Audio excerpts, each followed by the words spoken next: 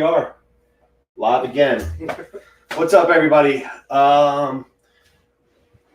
This is Chris Bright. We're here with our field director, Julian Aceyard. We call him Ace, doing yet another town hall. So today we thought we would address President Biden stepping down last week. I mean, it seems like every week there's something new, right? Well, I guess that's welcome to the world of politics.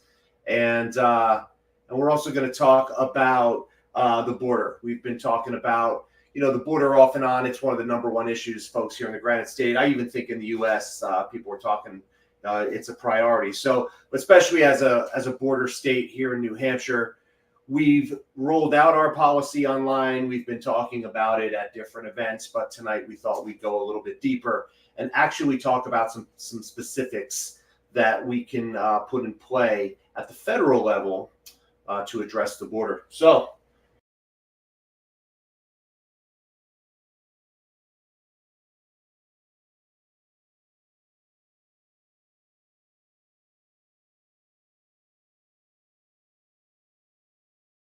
boot it out. All right, we're back. So yeah, what were your thoughts on the whole Biden? I mean, I think we all saw it coming. I mean, so I was one of the people. I was in the camp of let's wait, see how things turn out. But largely, I've been in the camp of Biden's not going to be the nominee. Yeah, he was declining. We saw it happening for 4 years. Anyone who wasn't paying attention, who didn't see it, was either lying to themselves or they weren't really paying attention. They believed the media spin. So I thought it was always going to happen. But then when he actually did it in the 11th hour, so I was originally thinking that, all right, maybe they're trying to get through the election with Biden because Kamala Harris was polling even worse than he does without the cognitive decline. Mm-hmm. Maybe they're trying to get through the election, him step down and Kamala take the reins and do a bait and switch. Or maybe they're trying to make it to the 2-year mark of his second term and allow her to take not just 2, but have 2 more terms that she could run for. So I thought that was the play, but obviously now Biden stepped down, and now the questions are, well, if you step down from the campaign due to your cognitive decline and you're not able to campaign, how are you able to run the country? Yeah. And at the same time, you have a civil war within the Democrat side where half the Democrat Party is going, this is not a part of the democratic process. Kamala never got a single vote during the primary.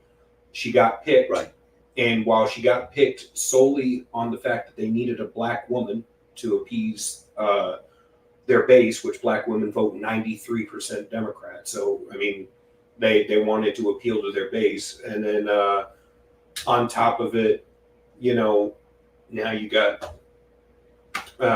they're going to a convention, which was originally going to be a video convention. Mm-hmm. And now people are going, wait a minute, shouldn't we be testing to see who the best candidate is? Which throws in anybody into the race that could possibly be the choice. But it's either they nominate Kamala and there's zero democratic process in the entire situation of choosing her, or you go to the convention and let the delegates decide, but no voter directly gets to pick her.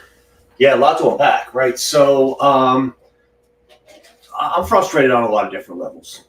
So 2 years ago, you started to see all these memes rolling out. There he is falling down at the Air Force Academy's graduation, falling downstairs, falling off his bike. Like, it's just not the strength of America that we wanted to be projecting. And there's other countries. I mean, there's an Australian. I just saw this a couple days ago. It was put out as a meme, but it's sad. It's our country. And it basically showed Biden over the last 2 years. And when he was still steadfast that he wasn't going to drop out, it's like, good luck, America. That's what the Australians were saying to us on this video. So that's not cool. That's frustrating that our commander-in-chief, the guy with the nuclear codes, the guy that's making these important decisions, the guy that's supposed to symbolize what this country stands for, is just this, incompetent, way over the age, I think, to be making these decisions. It was on full display. And so then you overlay on top of that this spin. Everybody's coming, oh, no, he's fine. Look how he did at the State of the Union. And I think to myself, like, we can see what's going on. But then the media lines up and they try convincing you that he's fine. And it's just, I just feel like our own democratic values and, our freedoms are being stripped by us. And it's in the hands of, these billionaires, which is completely on display right now with Kamala Harris. Yeah. Like all these big donors have stepped in and said, she's going to be the next one up. And then that's the second thing to unpack is this is not a democratic process. And so, sure, I get it. She was the vice president, but it just seems like we're constantly changing the rules to appease these behind the curtain billionaires that have been driving this party for a long time. And it's frustrating. So if we're being objective, though, Joe Biden stepping down, that was the right call. It's in the best interests of the country. In fact, it hurts Republicans. People have asked me about this all the time, like, hey, are you happy that Biden stepped down? The fact of the matter is, Governor Sununu got on and he gave an interview a couple of days ago, and I agree with this. He said that he expects it's going to give Democrats a 4 or 5 point bump, Biden stepping down. Because now what's going to happen is the liberal media is going to come up. They're going to turn Harris into this god after 3.5 years of mocking her and having, these like abysmal approval ratings. It's going to turn her into, something she's not. It's going to re-energize the Democratic vote. They've already started to attack J.D. Vance. I mean, they're going after him for whatever they can find. So, yeah, it's going to re-energize them at a time. And so, but again, Biden had to step down. Oh, yeah. He had to step down. It was on full display. He's not in the best. And so if you're a country first person, you have to say that's in the best interest of the country. So we obviously, been talking about that for a while. I fully support, President Biden stepping down. I'm with you. If he's unfit to run for office, what's going on with the country for, 7 more months until Inauguration Day? So, but, the counter argument to that is he hasn't been running the country for a year or so anyway. So let's just, I think we just need to, as Americans, come together, vote the guy out, and then, put a transition team in place in November and move on from this disaster. And not just vote the guy out, but Kamala Harris is more ideologically progressive than Joe Biden. Totally. Is. So Joe Biden, you had 50 years of failed policy where he didn't get a damn thing right in 50 years. And by sheer law of statistics, you should have been right on at least one thing. But on every major decision in this country, he's gotten it wrong. And then on top of it, you throw into the issue, the fact that Kamala is more ideologically to the left than Biden is. Now you're talking like you're going to get doubled down on every progressive policy. And they're going to think that they have a mandate to go forward. And to keep pushing and keep pushing, you're going to get more open borders. You're going to get healthcare, unlimited healthcare for illegal aliens who aren't even supposed to be here to begin with. You already see them getting credit cards. You already see them getting everything that they could possibly wish for to give them a leg up, while American citizens are chomping at the bit to just get what we pay into the system. Oh, right. For. I mean, the system's completely overwhelmed. Oh, yeah. And then you add Kamala Harris. I mean, let's be honest.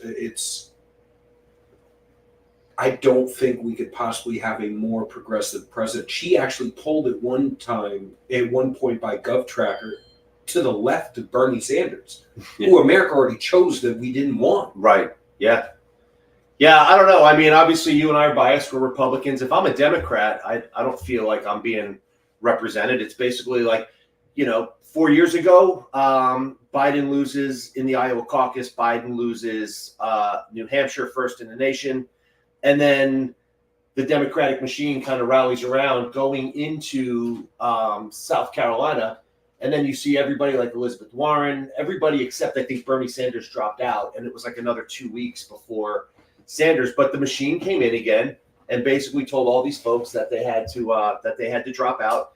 And Biden was the nominee 4 years ago. And now they're kind of pulling the same nonsense where it's like, all right, he's out. We're going to plug somebody else in. Everybody needs to fall in line.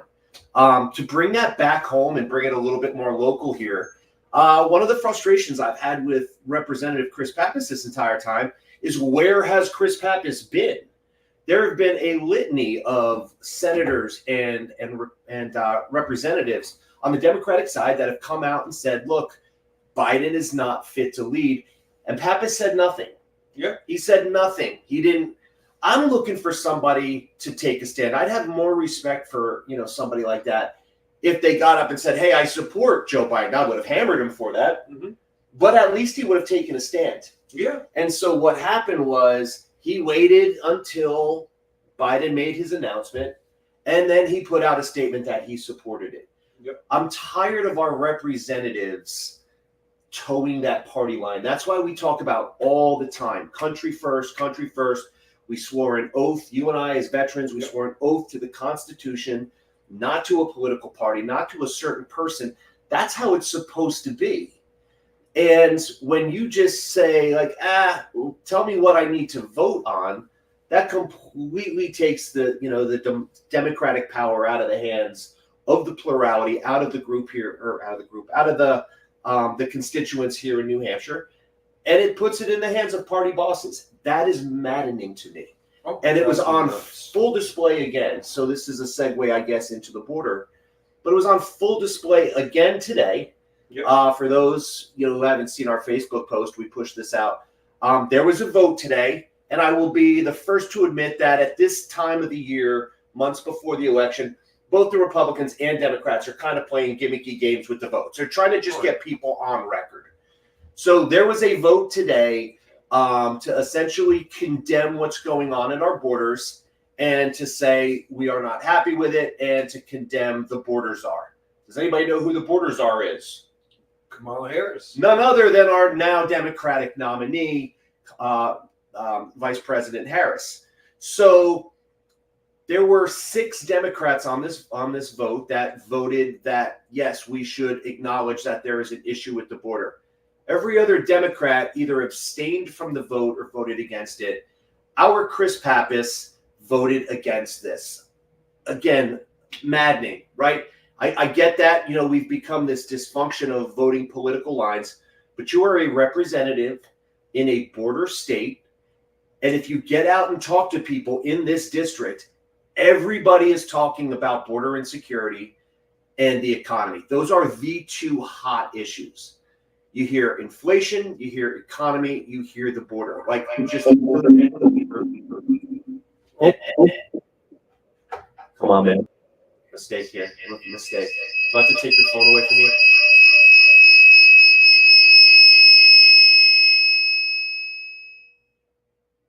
Ladies and gentlemen, Julian ACR. So anyway, for a guy like that to just vote party lines and just not even acknowledge that, that there's an issue with our border, that's maddening to me. Yeah, it is. So we built a team with the campaign because, I'm a political newcomer.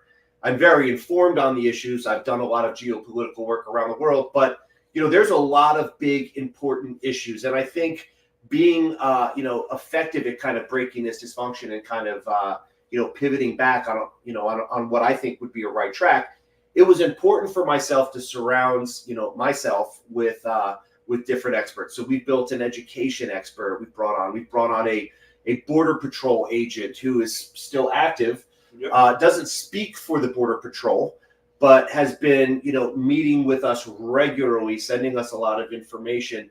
And man, I feel like I've got like a PhD now on some of these issues with the border. So Mark won't unmask you, but we appreciate all that you've been educating us on.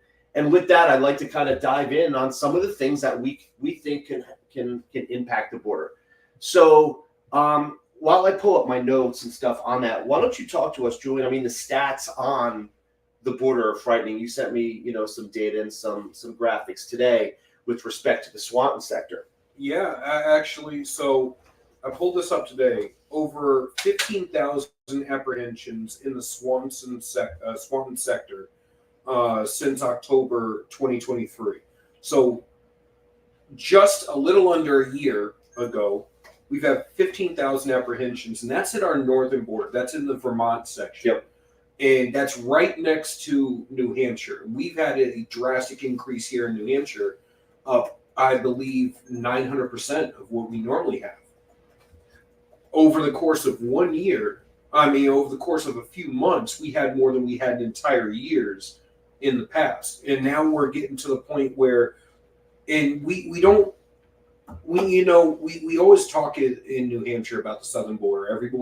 Every campaign cycle takes a trip to the southern border. We show you what's happening there, but no one talks about what's happening here in New Hampshire, where they're walking right across. They're walking right into our northern New Hampshire towns. They're coming in through Vermont, and what they're really doing is they're going into Canada, where they're getting basically rubber stamped because they don't care. Mm-hmm. And then they're coming right down to our northern border where we can't verify who they are.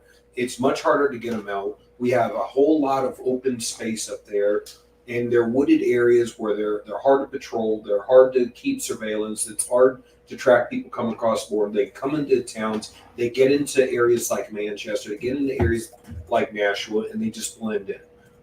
Or they transit to, say, Massachusetts, which will give them sanctuary. Mm-hmm. And it hurts. It drives a massive burden on the systems, on the social programs up here. And now it also drives down labor, because you're dropping the floor when you have a mass influx of people who are willing to work for drastically less than the average citizen. It drops the floor out from under the wage market. It hurts us all across the board. It also hurts our medical system. We don't need the burden on the medical system. Yeah, the other thing too that that I always like to draw, like kind of underline when we're out on the campaign trail, is in January and February, we caught at the northern border 49 folks on an international terror watch list. Yep. That's who we caught. There were 19 9/11 hijackers. So more than double the amount of people on an international terrorist watch list that caused massive destruction here in the United States back in 9/11. Yep. Like 2.5 times that amount were caught in 2 months coming over just the northern border alone. Yep. I mean, that's terrifying. And so even if that makes up 1 or 2% of the total amount of illegals, because, I think the argument when people start to talk about why we're not closing the border, it's like, well, you should feel bad for these people. They're trying to escape to a better life. They're trying to escape poverty or some type of tyrannical government. It's the American dream. Like, our ancestors came here. Like, I empathize with that. Yeah, I do. But you can't have a system that nobody enforces.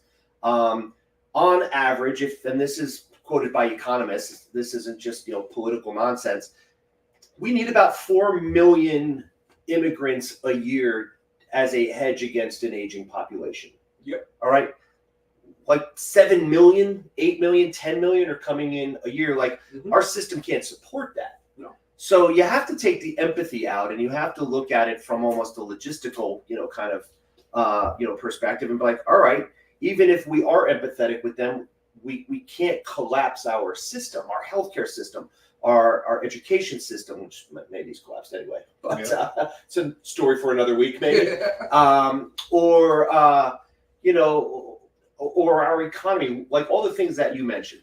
So we have to get back to following the laws that we have in place, and there are other things that we can do to stop the border immediately. So, for starters, Donald Trump's border wall is a polarizing topic. I don't know why a wall becomes so polarizing. Probably just because Donald Trump talked about it. But from a military perspective, I started my career in the Corps of Engineers. I mean, there are 4 different types of tactics with like walls and obstacles. You can block, you can fix, you can turn, you can funnel. Right, exactly. So we're not going to be able to put up a wall across the entire border, right? Like, there's a lot of people, and this comes directly from the CBP, trucks, commerce, they're transiting the border a lot. Some of it is Indian land. There's like more complexity than just going down and over the 1,951 miles of the U.S. southern border building a wall. I think the Trump administration has around 500 miles I think it was 452 that they completed under his first 4 years, and there's been some other construction. And I think they rebuilt and refortified about 1,000. No, not that much. All told, between a functional wall and technology and kind of other choke points, there were around 600 miles. Yes. So the rest of that other 1,300 miles of border are essentially unsecure.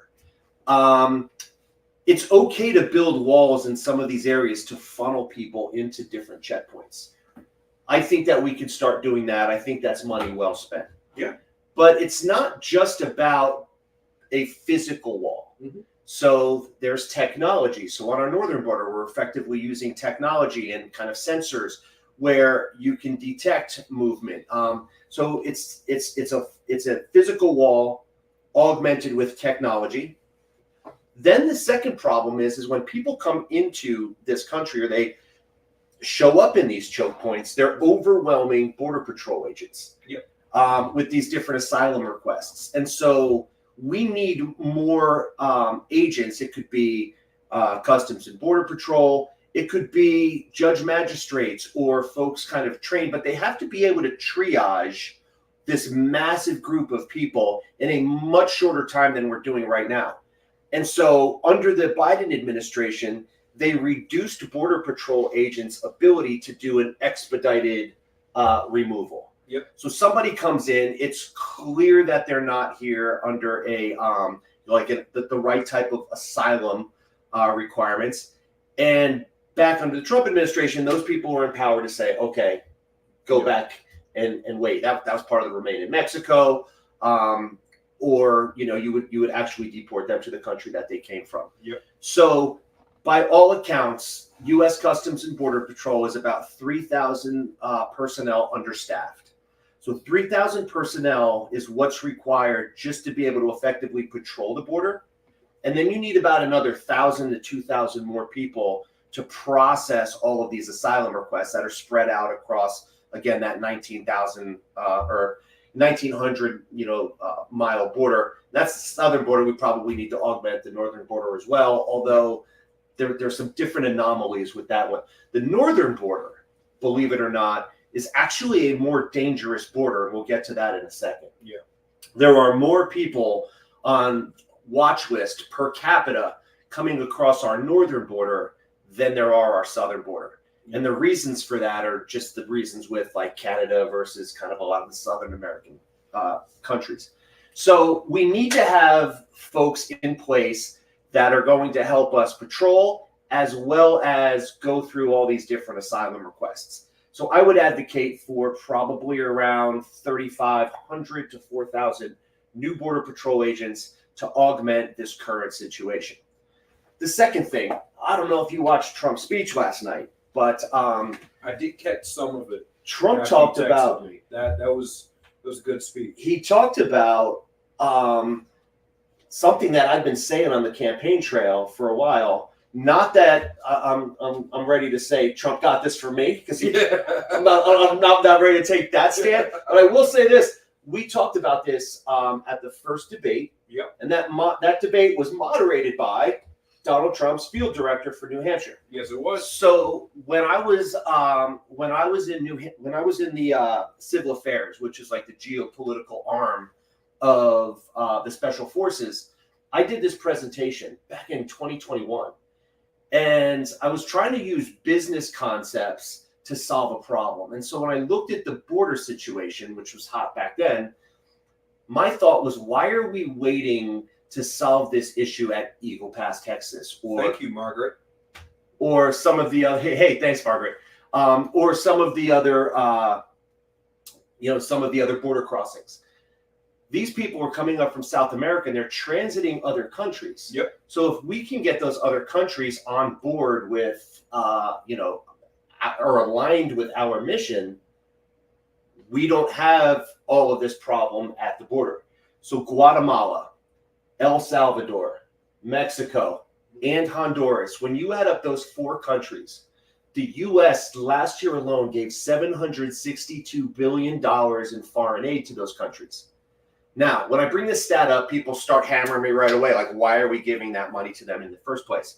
Totally with you. Willing to do a deep dive on that. However, for the sake of the border argument, let's not even debate that 762 billion. My thought is, if we're giving that money to those countries, why does that not come with strings attached that said, hey, don't let these caravans of thousands of people transit your country. Stop them at your border. Damn well should come with strings. Right, like we can't just, it's like these people are killing us with, just letting them through, and then we're still writing them checks. Yeah. So my thought is, you know what? Anytime there's a problem, there's a great book. It's probably 20 years old now. It's called Freakonomics. Oh, yeah. They talk about every single problem is about having the right incentives aligned, as a solution to the problem. To me, this is a glaring one. Yep. $762 billion should be enough to sway those people from at least taking a more active role in helping us manage our border. Yep. So that's something else I would advocate for, is that tying this kind of foreign aid to incentives around our border. Somebody who supports us actually just texted me and said we should also go with increasing our thermal imaging capability throughout the desert to detect tunnels that go under the wall, right, into those border towns, and beef up ICE to be able to catch those drug traffickers and stuff trafficking fentanyl into the area, and the human trafficking aspect of it. I promise you, we did not. You and I just sat down and we just rap about this stuff. So this was not prepared, but that literally tees up the next point. All right. So technology.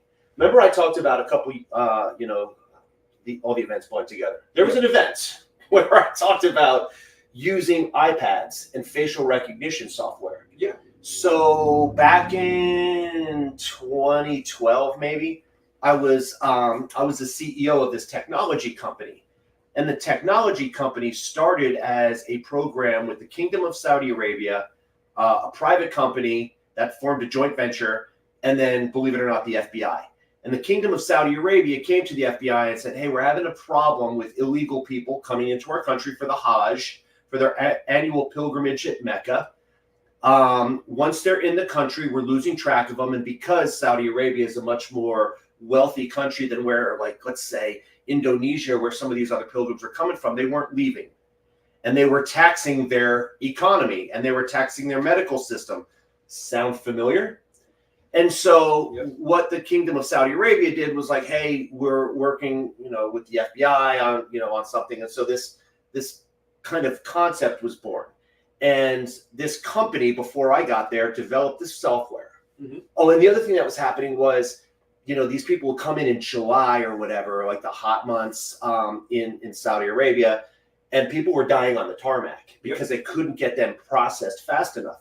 So they're like, we need to increase our processing, and then we need to have accountability of these people while they're in country. Yep. Can you fix this? And so this company developed this software, and they used iPads in kind of a rugged case, and we could scan people in about 60 to 90 seconds. And it tied into facial recognition software with the Kingdom of Saudi Arabia. And we were able to say, okay, good, bad, extra screening, whatever that was. Yep. And do that very fast. And then once people were screened in, they were given an RFID band. And it was like, if you take this off, you're instantly out. And then that RFID software tracked them at different points as they were kind of going around, their pilgrimage. This was 12 years ago. Yeah. And so I get it that there's privacy laws here in the United States. So facial recognition and that type of stuff always freaks people out. It would freak me out. But my argument to that is these people are illegal anyway. They're not American They're citizens. not American citizens yet. And we have a problem with triaging these people and getting them in faster. So I would advocate for using this type of software that we know exists, using, readily. The government has already used. Right. So commercial off-the-shelf hardware like iPads, coupled with, some type of a system that even if we had to tweak or develop, this is stuff that is absolutely doable, that could be implemented on day one of a new administration to start getting these people, processed and triaged faster. And so crazy part is none of these are crazy solutions or crazy issues. We've done this in other countries around the world. Yep. We've helped other countries build walls. Yep. We've helped them with thermal imaging to detect people coming into their country. We've helped them with software and technology to help them detect terrorist threats. We've helped them secure their borders. Hell, we've done a whole lot with everywhere else in the world, but for some reason, we'll send money across the world to beef up somebody else's borders and secure their own country. Right. But it's a fight when it comes Right. to American citizens. And that leads back to the whole, foreign aid issue, where what people are not complaining about, they're not really complaining about foreign aid in particular, as much as they're complaining about the fact that we're willing to give money everywhere else in the world, but anytime it comes to American citizens, it's a fight. Right. And when it comes to our borders, that it's expounded to the 10th degree. Yeah, no doubt. So, more policy stuff. Like, what can I do on the federal level as a congressman? Well, we have this policy, long-standing policy here in the United States called Jus Soli. Yep. Which means if you are a child born on if you're a baby born on American soil, you are automatically a U.S. citizen. I would argue that if you are a child born to illegal immigrants that are here illegally, you should not automatically have American citizenship. And that's another thing, because it's creating a disincentive for illegals who may be pregnant or whatever to come here, have the baby, and if they get kicked out or whatever, like, it just complicates the system. If you were here illegally and have a child here, I don't believe that that person should automatically be given American citizenship. And so I would look to, kind of undo that or dial that law in a little bit to make that a little bit more clear. Let's see.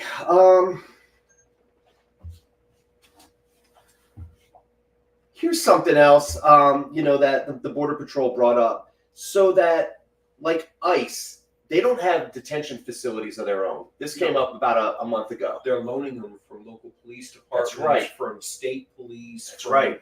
Even prisons. Yeah. So they're taking up prison space in a lot of states where they're already taxed for prison space. That's right. And due to very much the exact same policies and things that Kamala Harris did in California. Right.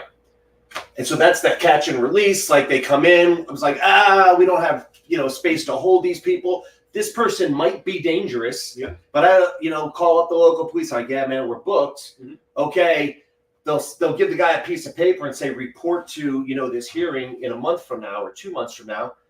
Duh, of course they don't show up. Yep. They just disappear into our population. And then that's when you have, like, the murder down in Georgia, like some of these heinous crimes that are being committed because these people were stopped. Yep. We didn't have the right policies in place to send them back.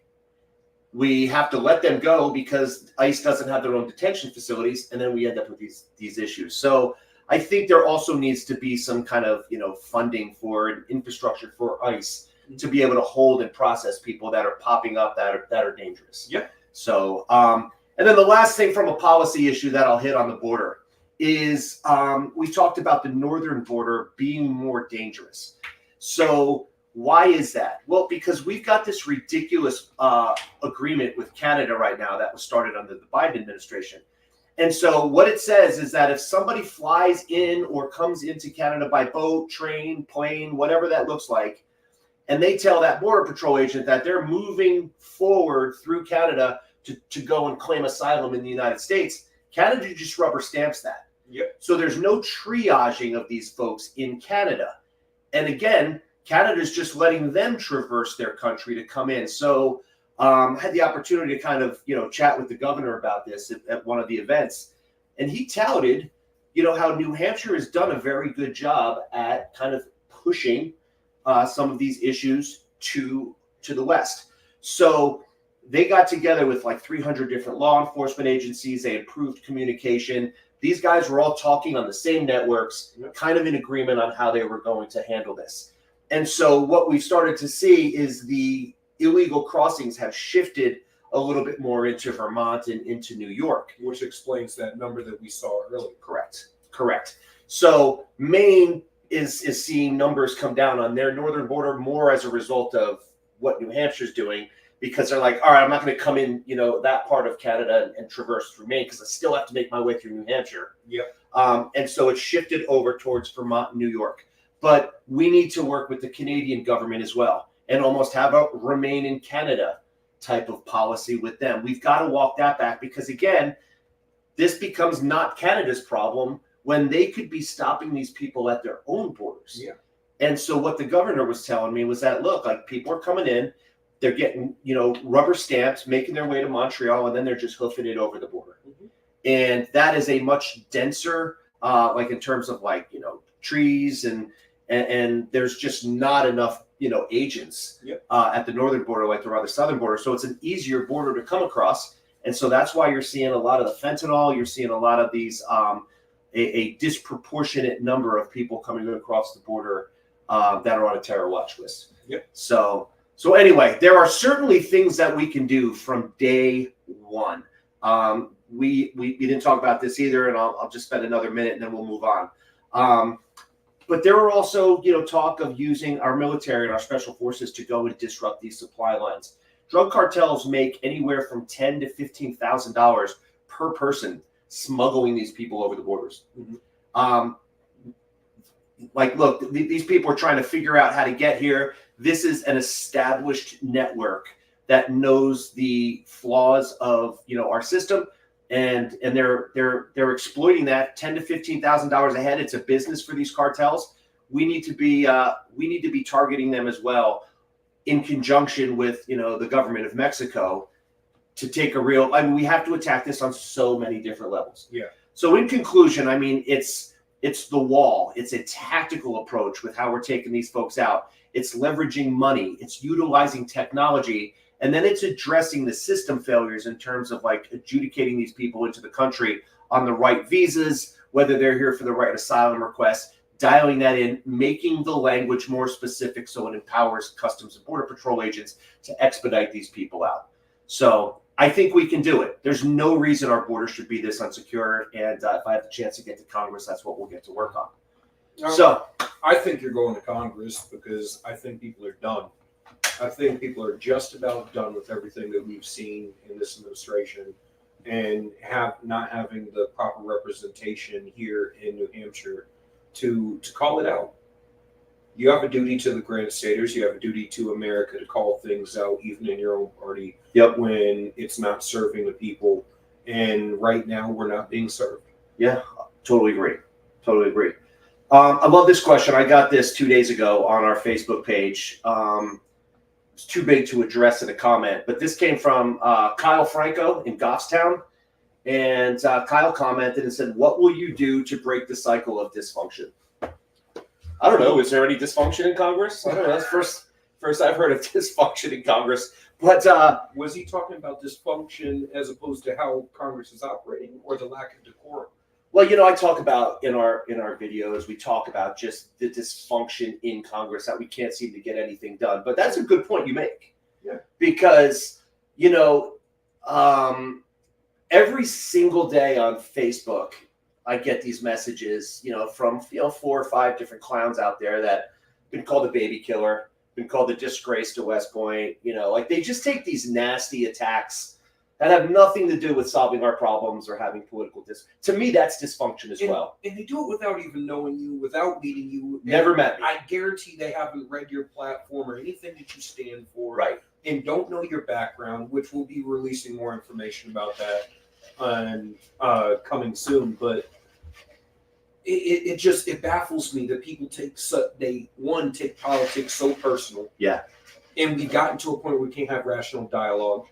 And it's destroyed our ability to pass good legislation or serve the people, because once you get into the camp of everyone on that side is evil and everyone on my side is right, or vice versa, how can you come together at that point? How can anybody properly be served? I totally agree. Like that was my political thesis jumping into this race was, I've got Republican values and Republican ideals, but one, we don't even have a seat at the table right now. Yep. We've been completely locked out. There are 33 seats between the Senate and the House of Representatives across all of New England, and Republicans have one. That's Susan Collins of Maine. So Republicans have been completely steamrolled over the last several election cycles, and we've been locked out of sharing our views. Mm-hmm. So we have to change that. But outside of that, I've felt like this country is more divided and more polarized than I can ever remember. And the only good thing that came out of the 9/11 hijackings was how unified this country was. Yeah. It didn't matter if you were black, white, brown, red, purple, whatever. It didn't matter if you were a Democrat, a Republican, where you went to school, where you lived. We were Americans at that point. Everybody waved the flag and everybody was abhorred at what we saw. We came together. And then over the last 23 years, we've just completely unraveled and we're at each other's throats. And I liken it to a real life Game of Thrones. Yes. Like you've got this Republican power base and a Democratic power base, and the country has been pushed into these polarized camps. Yep. And I liken it to a divorce attorney, right? Like, so you go to divorce, or not a divorce attorney, but a counselor, marriage counselor. Like, hey, I'm having problems with my spouse. You go sit over there and put on a red shirt. You go sit over there and put on a blue shirt. I'm going to give you both megaphones and just scream at each other. It's political thuggery. It's legit. Nothing gets done. Bloods first grips, political gangbanging. Right. Nothing gets done. And so entering this race a year ago, my first thought was, yes, I want to talk about the border. Yes, I want to talk about inflation. I have some really good ideas on what we could do, from an international relations perspective, how we can close the border, how we could fix things like, our economy, what we can do to get more efficient with like our Medicare system. There's so many big problems that we have. But first, can we come back together to the table as a country? Because I believe that 70% of Americans exist like in kind of the center with a little bit of left or maybe a little bit of right leanings. Mm-hmm. And we have a lot more common ground than we think. But it's been like, oh, you're a rhino, or, like we're calling names at each other. No one's taking the time to actually find out what common ground we have and start from that premise. And so I'm wondering if we as Americans can't come together and be like, hey, can we all first agree that a strong, united America, like what came out of 9/11, like how the United States was on September 12th of 2001, that's better for us as a country, regardless of what your political leanings are. There's a handful of things that if we can agree on that, then where can we start? Where can we start rebuilding? Where can we start re-engaging with each other, having these types of conversations? So this question that I was asked, how do you break this dysfunction? Yep. It starts with one at a very singular level. So for me, it's about, these are my principles. This is what I stand for, and sticking to it. Yep. And then, what that means is there are times when people take some absolute shots at me or my family on Facebook. You got to be better than that. As much as you want to come back at them, you have to figure out a way to pivot and to attract people over to your camp. Yep. So I would, if you guys are listening, maybe we could throw a link up later. I showed you guys this video earlier. It's called like Lessons from Dancing Guy, and it was a leadership video that I saw years ago, and it talks about this crazy dude. It's a 3-minute video. It's worth the watch. Google it. Lessons from Dancing Guy. And it talks about a first follower and a second follower and building a movement. I think that is dead on. So it's more than just having somebody to stand up. It takes somebody to stand up first and say, we can be better than this. I have an idea. Follow me. Like that takes courage. But that never gets anywhere until you have the first follower. The first follower is the person that emerges from the crowd and says, you know what, I'm on board with that. I am going to follow that. And then a second and third follower shortly come along, and then you create this movement. Mm-hmm. And so when we're engaging with each other on Facebook, like we're coming into the hottest part of an election cycle, August, September, and October. These next 3 months are going to be brutal. It's when a lot of people turn off, social media, people get in fights with their closest friends. Yep. We have to be better than that. You have to start to just say, like, don't get sucked into that fight. Yep. You want to be the type of leader that's clear-headed, that shows that, actually lives by example and doesn't get sucked into this fighting, denounces the hate, have the balls to stand up. Like, there was a dude on my page. He got up and went on this awful rant. He was a Republican. He was supporting me. I reached out to him privately because I don't want to embarrass the guy. No. But I was like, look, man, like, that's not what we stand for. Yes. Right? Like, we have to be better than this. And I want the Republican Party to be one that says, like, hey, we're clear-headed. We're for all these different groups of people. We might not agree on 20% of our platform. Mm-hmm. That's okay. Let's talk about this stuff. Let's figure this out. Let's move forward together, and let's have more civic debate, because you can talk through these different ideas. So breaking the cycle of dysfunction is literally putting country first leaders in positions of power and holding them accountable. So, like, when I get to Congress, we need to keep doing these things. We need to have comments and get out and talk to these different voters, continue to go to the town halls. Yeah. So that it's the people of the district that are like, Chris, you said you were going to do this. You're starting to slip away from that. Like, it's about holding each other accountable, whether you're an elected official or you're just an activist within the town. And if you do something that doesn't necessarily agree with the platform, as long as the intention is right, don't hammer that person. Yeah. There's a lot of Republicans in our party that maybe didn't go far enough as I would have liked, or did something that I'm like, I'm not on board with that. Mm-hmm. It's okay to call those people out, do it in a professional way, make sure that the intention is right, and then just have that conversation. But we've got to get away from the vitriol and the fire that we're spewing at each other. Yeah. The second part to breaking the dysfunction is, once you get to Washington, D.C., the work can't stop. No. Because it's more than just Chris Bright. Yep. If I get there, I'll be the sole Republican from the House of Representatives in all of New England. Yep. We need more numbers. And that's where we have to go out. We have to continue to talk to our folks. We have to continue to knock doors. I have to be able to find allies in the House of Representatives that are going to support and help us bring change. We have to work to get other like-minded country first people involved. Breaking the dysfunction is going to take a decade. Yes. And if you think like somebody's going to go there and fix this in a matter of weeks, it's just it's not realistic. Thank you. We have 4 years. If Trump wins, which I think he's going to, we have 4 years in order to get stuff done. And that's assuming that we have the House of Representatives and the Senate all 4 years. Yeah. But we have 4 years. And even after that, we have to set ourselves up to be able to put solutions over politics, principles over politics. And we need to bring it down to the people. Not just that, but also help, like you said, more like-minded America first people who put the country ahead of themselves, put the people ahead of themselves. And the nation is not the government. The nation is the people. And as long as we remember that when you get to DC and you have people around you to help hold you accountable and keep you on track, and you're continuously in contact with people here in New Hampshire, I don't see how you could possibly do any worse than what we already have. Oh, we certainly can't do worse.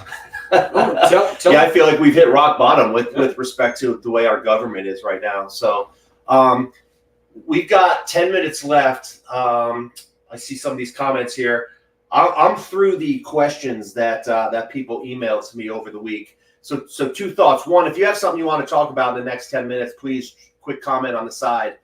Looks like we're only showing the comments from Facebook. So if you are watching through X or YouTube or Insta, I'm not seeing the comments on there. I won't see them until after we hang this up. But if there's comments that you want to drop, or a question you want to drop, please hit me up right now. We will answer that. While we wait to see if anything else comes in, events this week. Tomorrow we've got the Gilmanton Winery event, I believe. Not tomorrow. Oh, yes, we do. Okay. At 6 p.m. tomorrow, we have the 7th annual Merrimack County Gilmanton Winery event. We'll be there. Okay. You'll be speaking. Speaking at the winery, that's pretty fancy. And the guy who owns it is a great guy. Gunny is a fantastic dude. Good dude. Man, I tell you, between being mic'd up tonight and speaking at a winery tomorrow, I'm all grown up. This weekend we have the Hillsborough County Machine Gun Shoot. Okay, machine gun shoot will on. be at. Get to show off your skills. That's on Saturday. Yep, that's on Saturday. Where's that at? Is that open to the public? Yes, so that'll be at the Londonderry Fishing Game. Okay. You have to buy tickets ahead of time. Okay. Yep, you do have to buy tickets ahead of time, but So let's pump that. There's a machine gun shoot at the Londonderry Fishing Game. Jeremy's here. He said that you have to buy tickets ahead of time, but that actually does sound pretty fun. And we'll be at the Freedom Party in Londonderry with the American Legion. Okay. So that's what our weekend looks like. And we have a podcast Sunday with Anthony Henry, an up-and-coming young Republican right here in our hometown.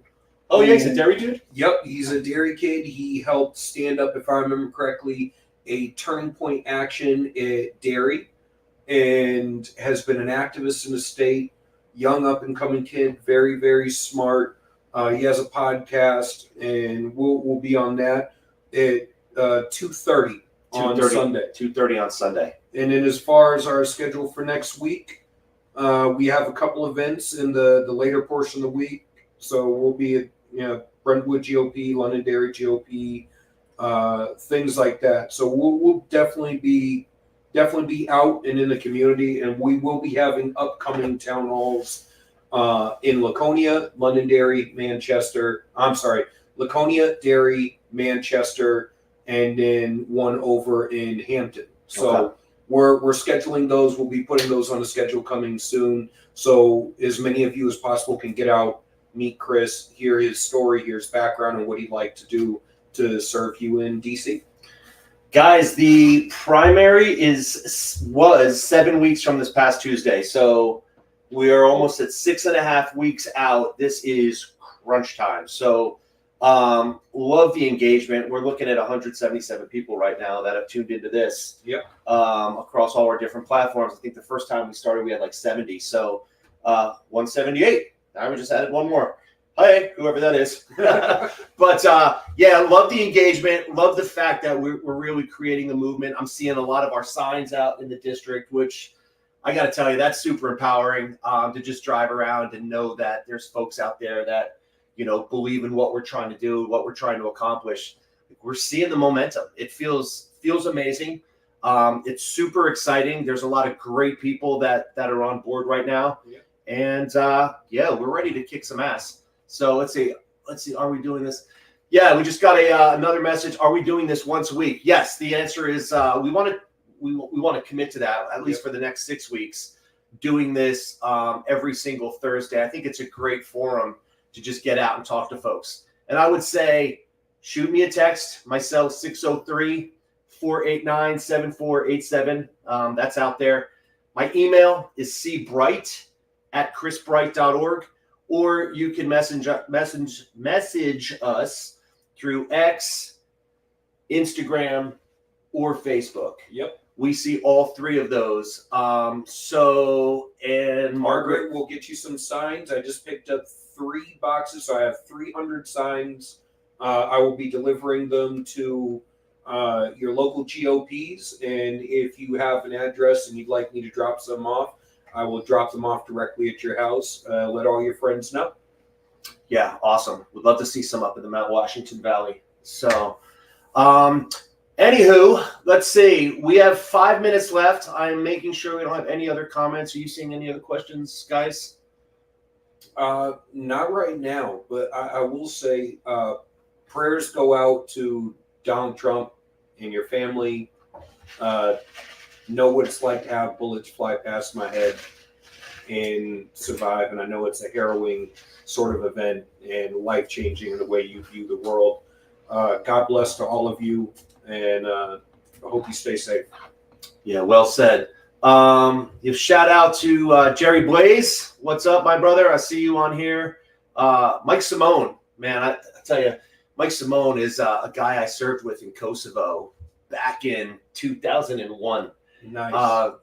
Great NCO, great soldier. So appreciate your support, my friend. Look forward to catching up sometime. Probably won't be till after September when we get through this chaos. But this has been an amazing experience getting out, talking to people, hearing all these different stories. And yeah, this train is moving at peak speed right now.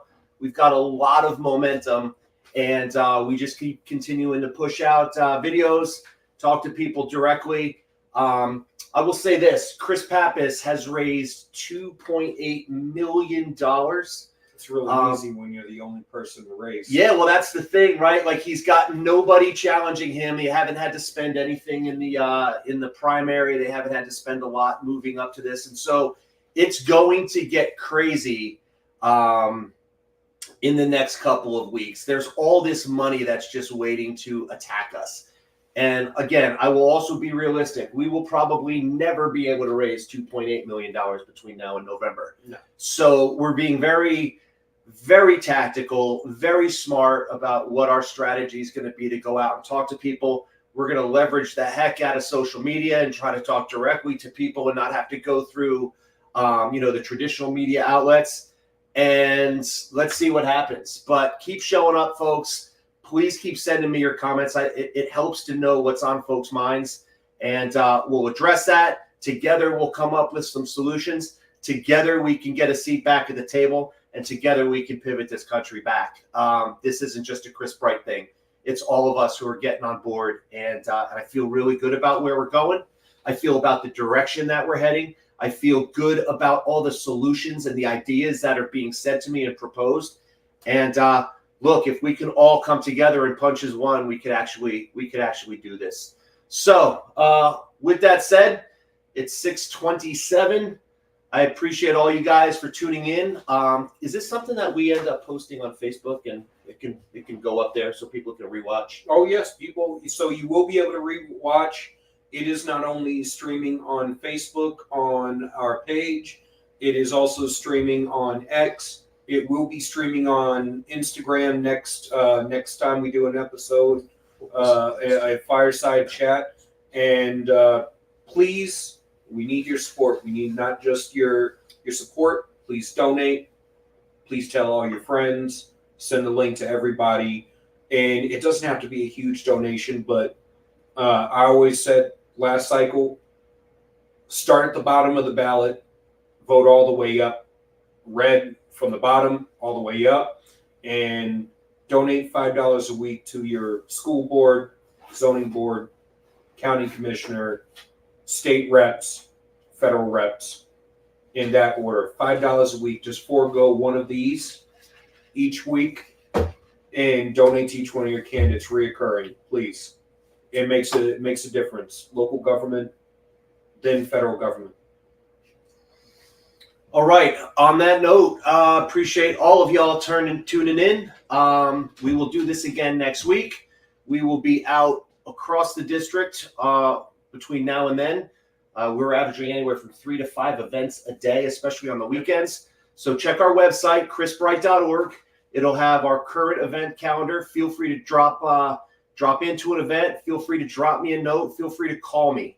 I'm all in this, and the more I hear from you guys and get your ideas, the more powerful we're going to be. So have a great week, everybody. This has been awesome. 6.5 weeks to go to the primary. Let's do this. Take care.